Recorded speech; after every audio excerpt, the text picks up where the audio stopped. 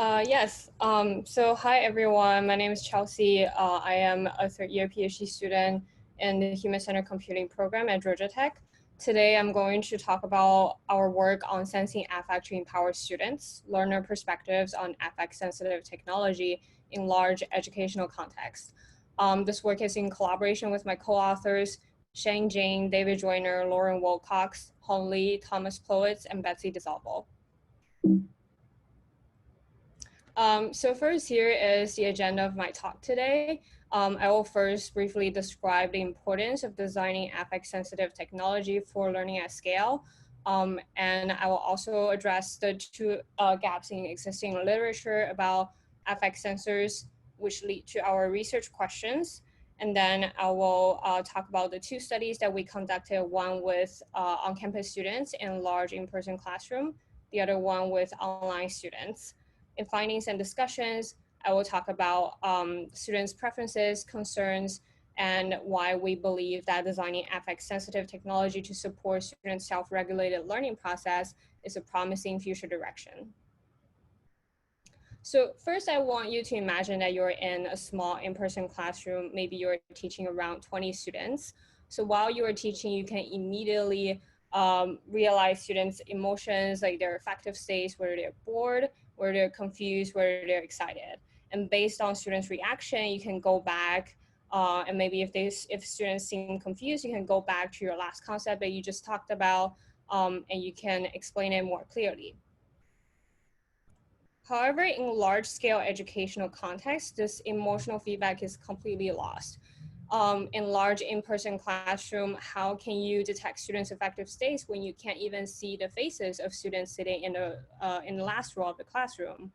In online learning context, majority of the videos are pre-recorded, so there is no way for you to detect students' emotions or provide timely intervention. So because there is this lack of emotion feedback, students cannot rely on instructors to provide timely intervention based on their affective states. So students are expected to take more responsibility and control of their own learning. So self-regulated learning becomes very important to learners in large-scale educational settings. With the advancements of technology, researchers have been developed a lot of affect sensor prototype actually. So for example, here in the picture, there is a facial expression sensor, there's a skin conductance bracelets, there's a sensor chair here, and there's also a pressure mouse. So all of these affect sensors are designed to provide a lost emotional context when learning takes place at a larger scale.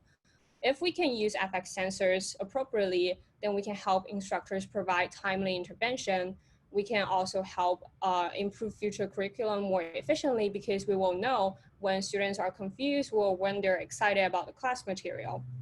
For students, we can also, for them to know their classmates' affective states, it will also facilitate their self-evaluation process. And there are so many more things that we can do if we can use affect sensors for learning at scale appropriately. However, the existing work on affect sensors for learning has two important gaps. The first one is that majority of the work on affect sensors, they focuses on a scaling through efficiency perspective, which means that affect sensors are usually developed for instructors to collect student data and for instructors to intervene in a timely fashion. Very few affect sensor research work are designed from a scaling through empowerment perspective, which is to engage more stakeholders in students' self-learning process, including students themselves. So there is a potential opportunity here to design affect sensors to empower students in their own self-regulated learning. Another gap in related literature is that even though it is important for us to explore what factors can help us to measure affective states more accurately, it is also important that when it comes to implementing this type of technology in real world setting, how can we make students feel more comfortable using it, both physically and mentally? So these lead to our research questions. First, how can students leverage their affect data to support their learning processes? And second, what are students' concerns regarding the use of affect sensors at scale? And third, what are students' preferences for the physical design of affect sensors when used in large-scale educational settings? So we conducted 2 studies. The first study we did with on-campus students who are enrolled in large lecture-based classes.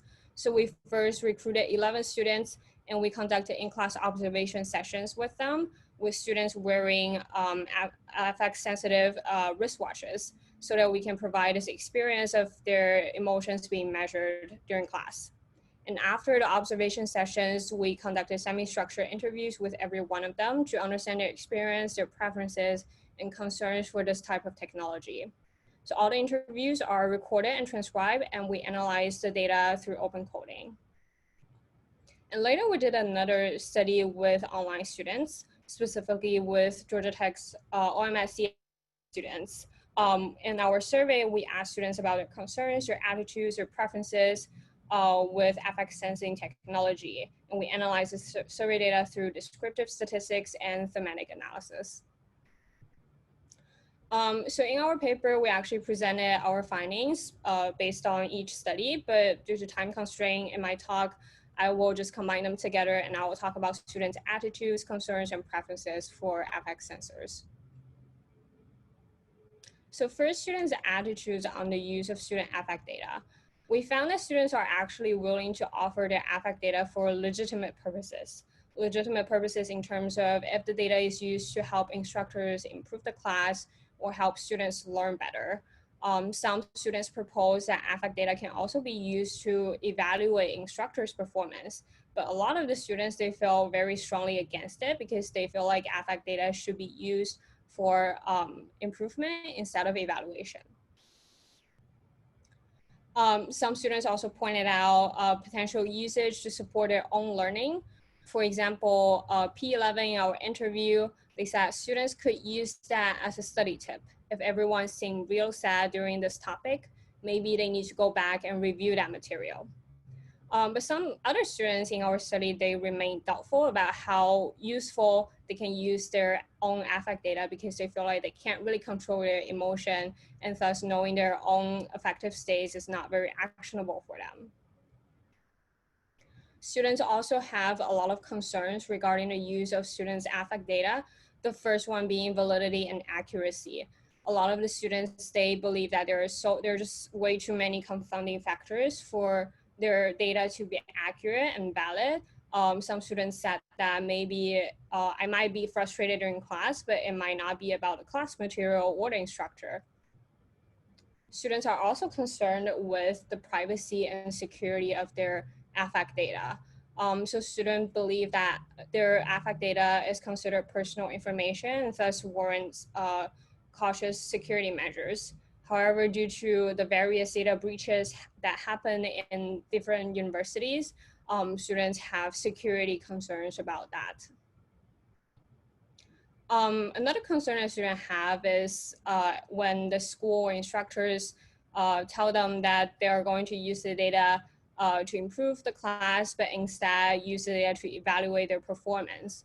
So an online student commented on the survey saying that I would definitely be concerned if the data was used to track when, where, or how often students were studying and used as a grading performance metric. In terms of sensor design, we found that general sensor design guidelines still apply. So things such as physicality, ease of use, students still prefer to have that. But some students also pointed out that it is important that the sensor does not obstruct them from their normal learning activities, such as taking notes. We found that aesthetics and social acceptability is actually more important for on-campus students comparing to online students, which is understandable because on-campus students in large classroom, they're usually surrounded by students. But online students, they have more flexibility in terms of their learning context. They might be learning alone in their home. We also found that students really value information feedback. They want to know when, where, and how the data is being collected.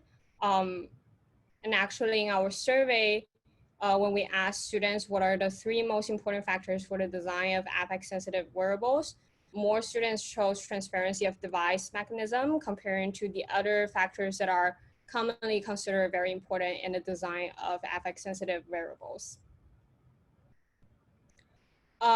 So now I want to discuss our findings from three perspectives. The first one being scaling for empowerment, second, scaling for efficiency, and third, our design recommendations for affect sensors in large-scale educational contexts. So based on our findings, we believe that it is important that affect sensors be designed to support students' self-regulated learning. So recall that in our findings, students, especially online students, they face challenges in various phases of self-regulated learning, such as self-planning, self-monitoring, and self-regulating. Students also have many concerns about data validity, accuracy, privacy, security, and the usage of their data if given to others. Students are open to the use of affect-sensitive technology to improve their own learning or for other legitimate purposes. So based on these findings, we believe that designing affect-sensitive technology to support students' own learning is a very promising future direction. Because this way it could help students conquer the challenges that they encounter during self-regulated learning. It can also mitigate students' concerns about giving their affect to others because they don't have to. And it also aligns well with students' goal of using affect-sensitive technology to improve their own learning. When affect sensors are designed from a scaling for efficiency perspective, we believe that it's important to take into consideration students' preferred usage and concerns. We think students' affect data should be shared in anonymized and aggregated format only. In our online survey, online students actually indicated that if the data is anonymized and aggregated, they would be more willing to share it. Schools and instructors should give students full control of their affect data because students don't believe the accuracy and validity of this data. Schools and instructors should also provide an ethical contract prior to the use of the affect sensing technology. So this ethical contract can include which data schools will collect or how the data will be used. So in terms of the design of affect sensors in large educational contexts, it is very important to keep a balance between minimizing distractions and providing transparency. So we want students to know when or what and how their data is being collected, but we don't want to provide too much information feedback so that it distracts students from their learning. Even though we talked about that aesthetics and social acceptability are really important for on-campus students, it's important to know that online students' learning context can also vary and sometimes take place in public spaces like library or coffee shop. So if you remember absolutely nothing from my talk, here is a final and very important takeaway for you is that we want our work to inspire future research in design learning technology at scale for students and from students' perspectives. Thank you very much, and I'll take questions if I have time, but if don't, here's my contact information. Thank you. Fantastic. Thank you, Chelsea. Thank you for that inspiring talk. There was a lot of active discussion in the chat, so I encourage you to read through. Maybe one question we can quickly take from was it Nell? I saw a quick one, but now it's gone. That's just how active it is. I can read it. Oh, do you have a sense for how students' perceptions of the role of affect data can play in their learning as it relates to instructors' perspectives? And are there misalignments in how students and instructors think about this information? Yes, I think that is a very interesting research question that future research can explore, because for this work, we only explore students' perspective. But instructors' perspective is also really important to take into account of, because, for example, one of our results is that students think affect data can be used to evaluate instructors, which I'm pretty sure instructors probably don't feel the same way. So I think it's an important question to explore in the future. Wonderful. Thank you, Chelsea.